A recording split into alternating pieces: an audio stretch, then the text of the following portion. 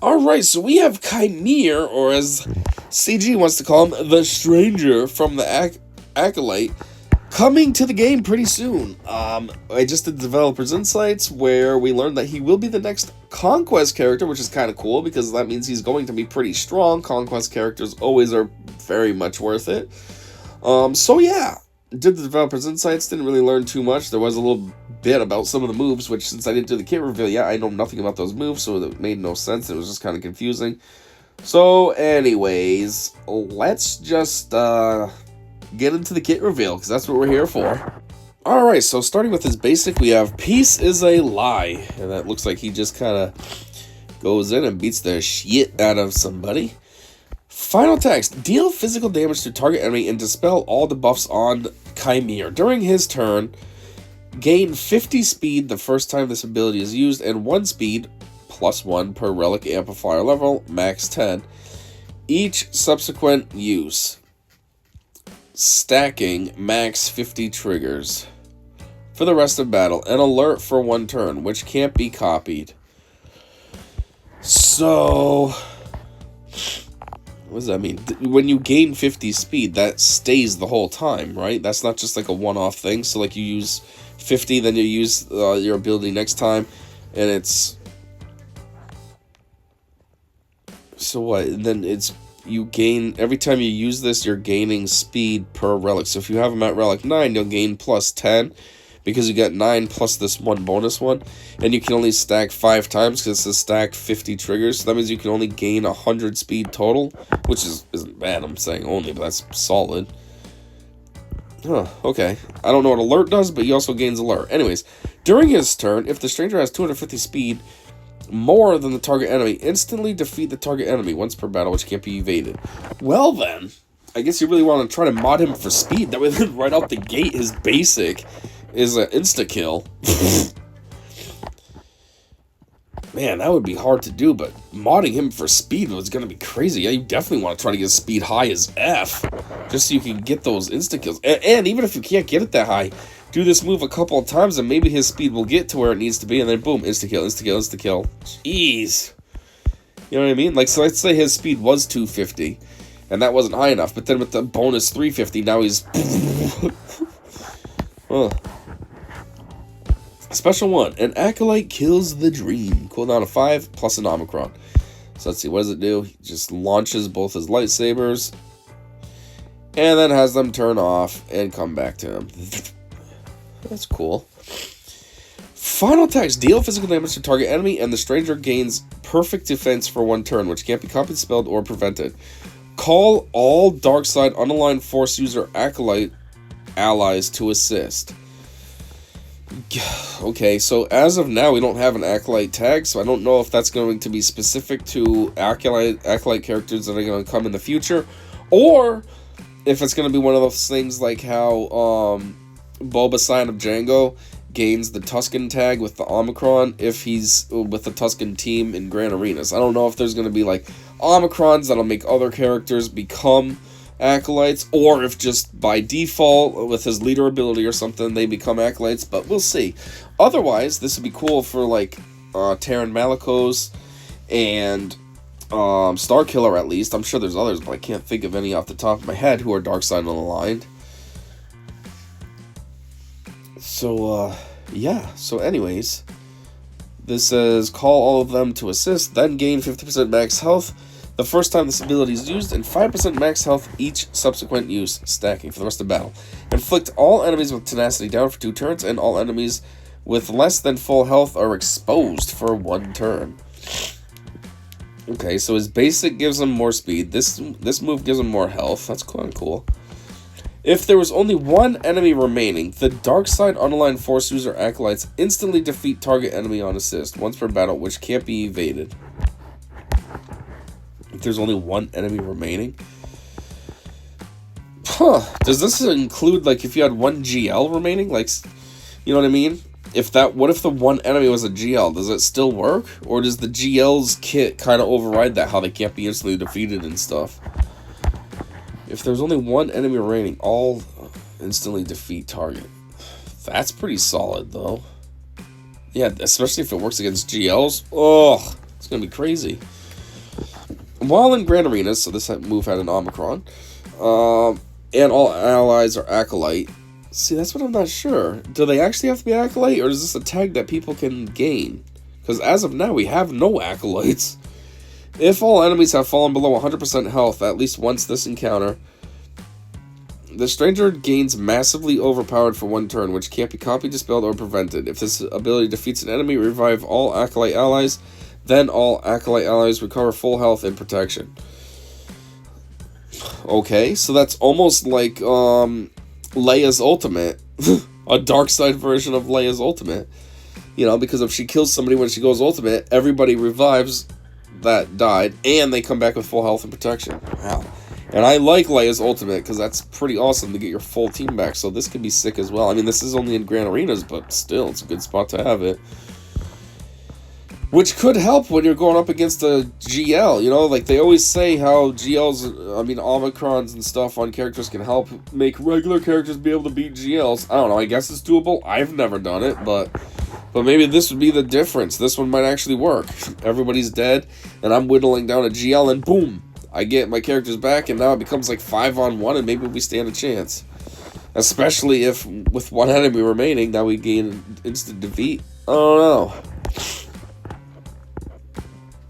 Huh.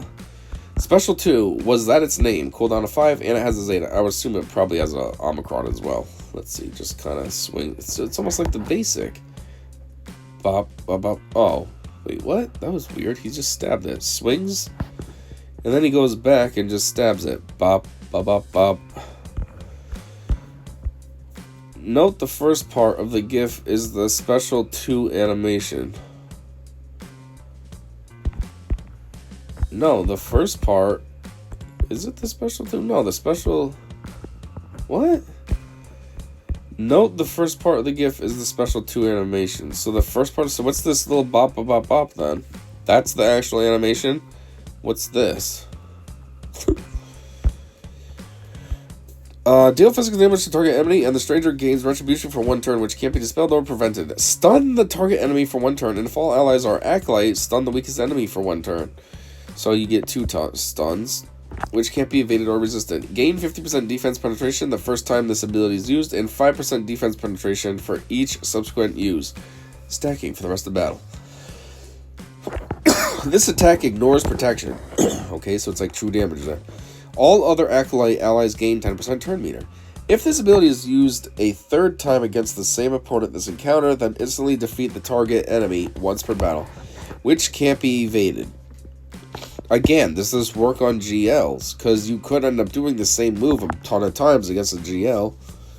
If this ability instantly defeats an enemy, all enemies are demoralized for 2 turns, which can't be copied, dispelled, evaded, or resisted. What was the cooldown on this? 5? I mean, so, geez, that's a big cooldown. If you're doing it 3 times to 1 enemy, that's a solid enemy. Unique 1, you might call me Sith. Yeah, this didn't have an Omicron. Oh, I thought it would. Final text. The stranger has plus 35% offense. The first time each enemy damages the stranger, excluding summoned units, he gains 100% turn meter. Oh, first time. I thought it said each time. I was like, what? So he's basically counterattacking everything? Whenever the stranger uses an ability, he deals bonus true damage to target enemy equal to 10% of his max health if he has taken a turn before his enemies. This bonus damage value is reset on each enemy whenever they start their turn.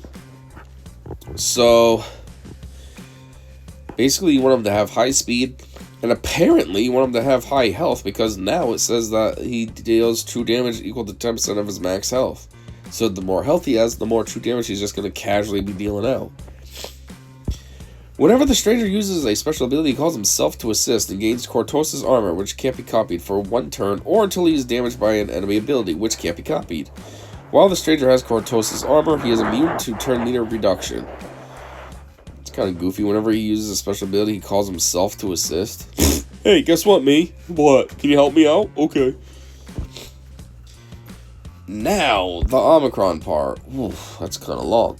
While in Grand Arenas, whenever an enemy attacks the stranger from an assist, the stranger gains a bonus turn. At the start of the encounter, the stranger can't have his speed reduced below his base speed for the rest of the battle. That's solid. The first time the stranger is reduced to 25% health, he equalizes his health and protection with the strongest enemy. Oh. Again, could be a GL. Whenever the stranger uses an ability, he deals bonus true damage to target enemy equal to 10% of his max health for each turn he has taken before his enemies, stacking, which can't be evaded. Wait, what does that mean? Each turn he has taken before his enemies? So, like, if you're going after target A, and they haven't gone in a while, but you have a couple of times, that means this is stacked, so it could be 10, 20, 30%? This bonus damage value is reset on each enemy whenever they start their turn. Huh. Cortosis Armor. If this character is damaged by an enemy ability while they have this effect, the enemy who damaged them loses all their protection and 25% speed for one turn. Does not stack with speed down. If this character is damaged by an enemy ability while they have this effect. Okay, so they would be him. So while Qimir has this effect, the enemy that damages Qimir loses all their protection and 25% speed. See, and then that helps with his speed thing where if he has 250 more speed. So now you just lost 25% of your speed, so now you're a little bit slower, your number's a little bit lower, and that just helps him have 250 speed more, which means now his basic can go crazy and start insta-killing. So there you go. That's pretty solid too. Alright, leader. I want a pupil. Zeta and Omicron. Final text. All allies gain 50% accuracy. I don't care about accuracy. That's one of those stupid buffs. Like when I see it on a mod, I'm like, yep, selling this. Do not need that. Whenever an enemy attacks out of turn, reduce the cooldowns of, was that its name? By 1. 2, if the enemy was a Jedi.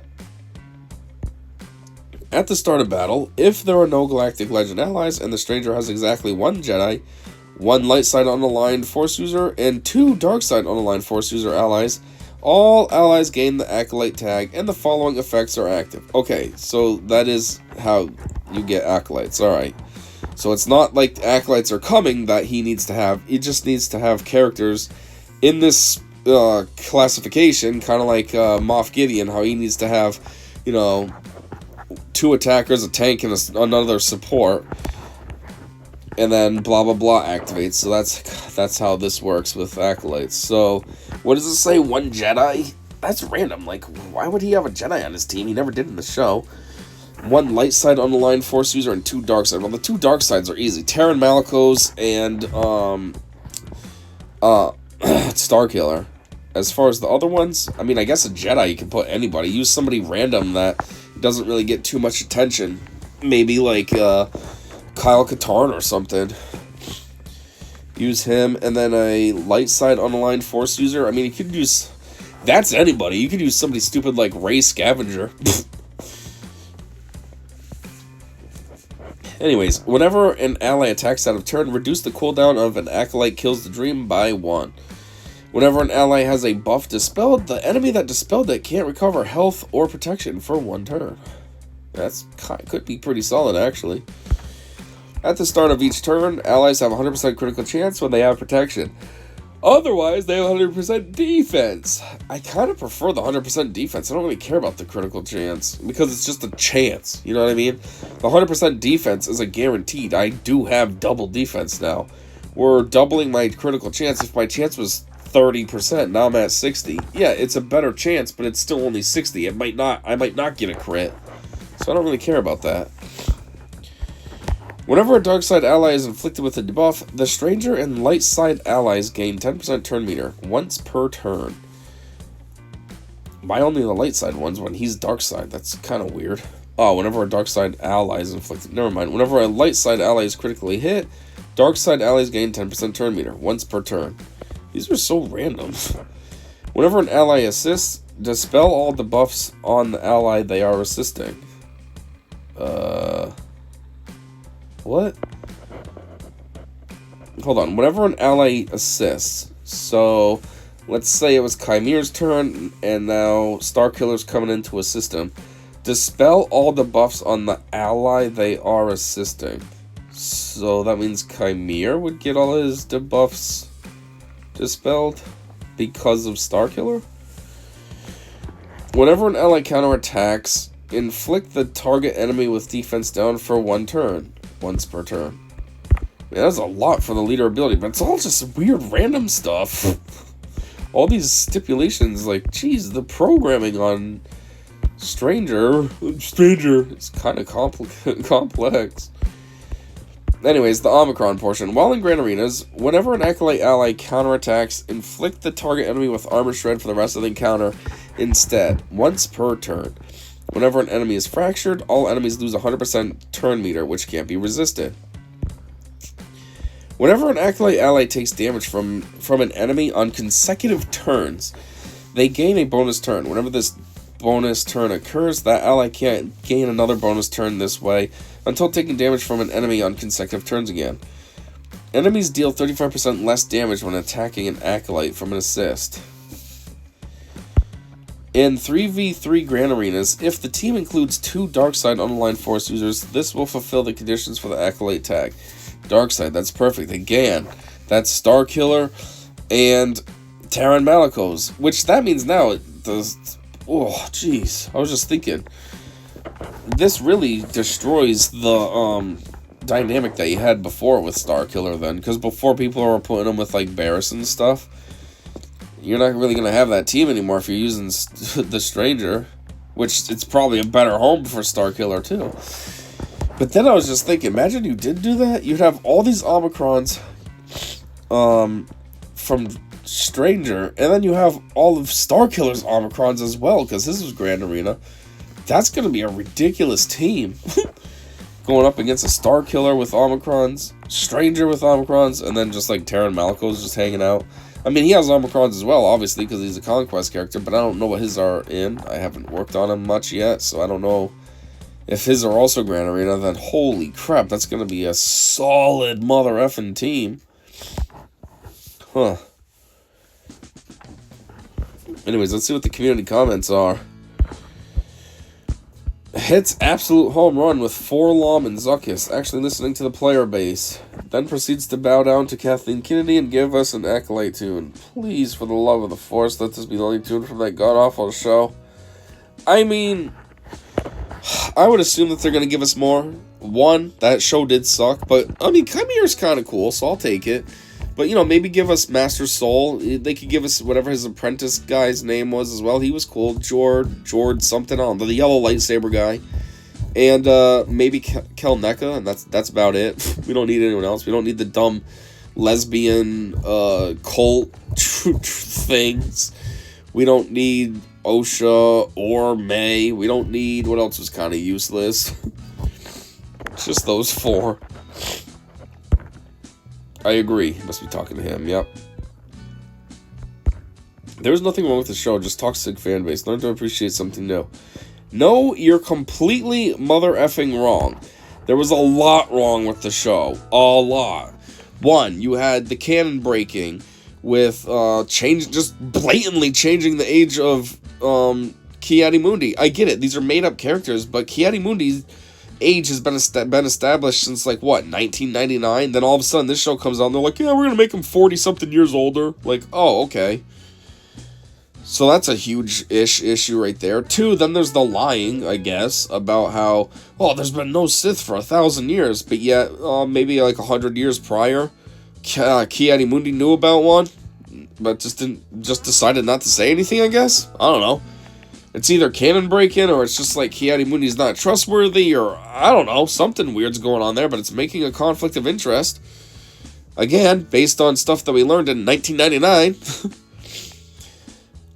You know, then the show was also super woke. It made it so, like, these women were just girl bosses, you know, like in the pilot episode, how, who was it, May can just come along and completely just body that, Jedi Master lady, whatever her name was, whoever she was, doesn't matter, she died right away. And it's like, she's a Jedi Master, right? How would just this girl, who's like, oh, I know a little bit of karate, come along and be able to take out a Jedi Master, who has a lightsaber, who has connection to the Force, who is a mother effing master, which means she's very good with the Jedi studies and all this. But, oh, just May's gonna come along and, oh, I'm gonna take you out, no problem. That makes sense.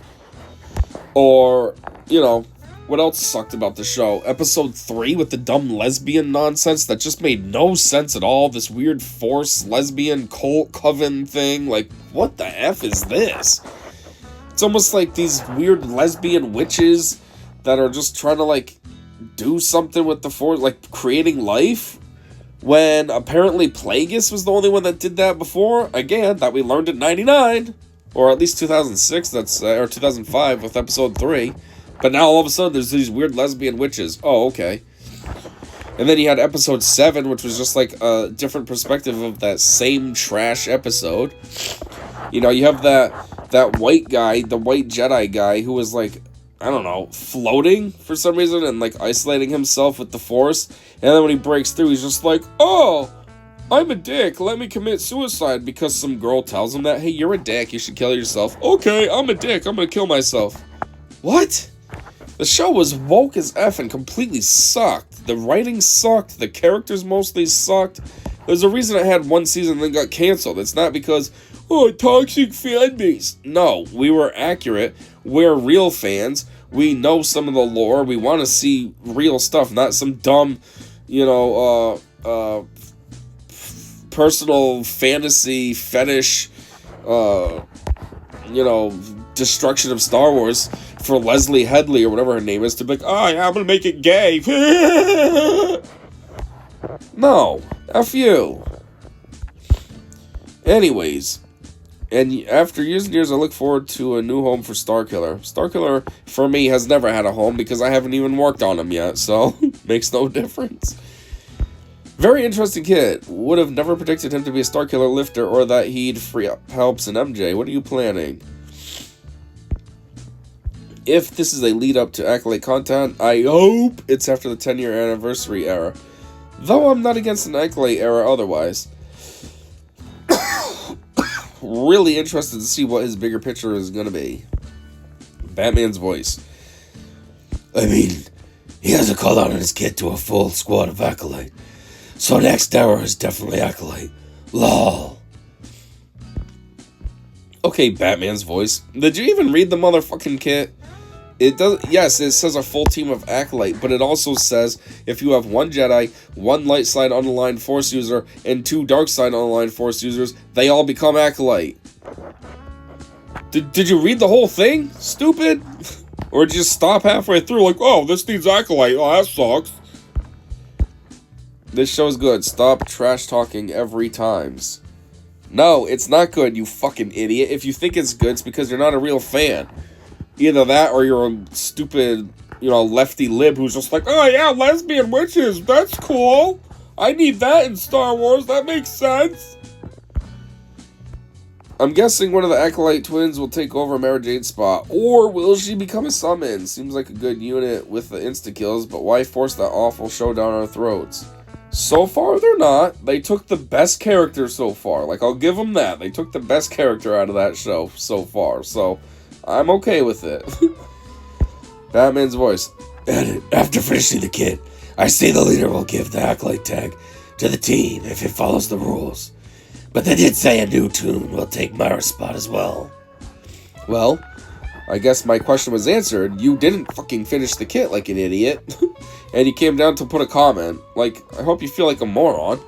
Come on, Batman's voice. You're supposed to be a high-end detective. You don't stop doing your detective work halfway through to leave a comment without even knowing what you're talking about. But at least you caught it and fixed yourself. How long did it take you? Oh, it doesn't really tell. It just says 6 days. I don't know about you, but to me this sounds way more interesting than Forlom and Zuckus. Yeah, I agree. Some people are all horny about Forlom and Zuckus because they're like, oh my god, it's returning to the old school classic Star Wars, which, yeah, sure. I mean, if they are characters from Episode 6, which I think they are, then yeah, it's obviously very classic Star Wars. But at the same time, I don't really care about them that much. Like, it's kind of cool to have them in the game. Like, alright, cool.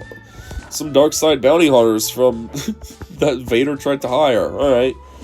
But at the end of the day, like, No, I'm not trying to say, like, what's his name's that cool either. Qimir, because Qimir's just from Acolyte. But, his kit is way cooler than what I got going on for Forlom so far. And, you know, that's kind of cool to have it as a lifter for, like I said, Taron Malicos and Starkiller. That's way cooler to have a lifter for them than some new bounty hunters. Like, we already have, what, 8, 9 bounty hunters in the game? I don't really need more. Anyways, I guess that's all I got for now. That seemed actually kind of long. I'm not sure if it was or not, but that's it. That is the new character, a new Qimir, the Stranger. Can't reveal. He seems pretty solid, so I'll take it. That's pretty awesome. The insta-kills. The insta-kills are kind of cool, but I don't really know how well they'll be executed, because it says you have to be 250 speed faster than your enemy.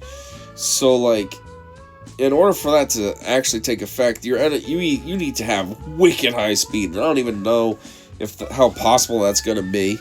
Yeah, his basic also gives him 100 extra on top of it, so there's that. But, I don't know. To be 250 more, like, that's a lot. And you gotta think about, too, the enemy might not be that slow. The enemy might be 200 speed. So that means you're gonna be at 450. So at the very least, you need to mod him up to be 350. So then after he does his basic enough times, he can get that extra 100 and be at 450. And then you can insta-kill your enemy. But even by then, you've already done the move, what, 5 times at least? So you've taken tons of turns. So it's like, does having insta-kill matter at this point? We've had 5-6 turns now. Like, you know? I don't know. It's still kind of like a cool concept, and whenever you can get it triggered, it's kind of cool. Like, look at me, Rampage. Dead, dead, dead. But anyways, yeah, I guess that's all I got. Actually, as another side note, too, this kind of works out as well for Starkiller, because it actually gives him a home now. Before, he only had a home in Grand Arenas. That was basically it. Otherwise, it was kind of just random. Like, he didn't really have a good spot. Now he has Now he has this, where it could be like a permanent spot, not just a random one-off. You know what I mean? Yeah, obviously it'll be better in Grand Arenas with his Omicrons and Qimir's Omicrons active. But regardless, he becomes an acolyte, and so you could use him in like territory battles or something. And he'll have the synergy and such by being an acolyte. So that's good. Starkiller gets some new life. Starkiller's an awesome character. It's just unfortunate that CG kind of slightly did him dirty. So Qimir kind of slightly fixes that. Anyways, yeah, so that's all I got now. So thanks for checking this out with me. And until next time, I said see ya.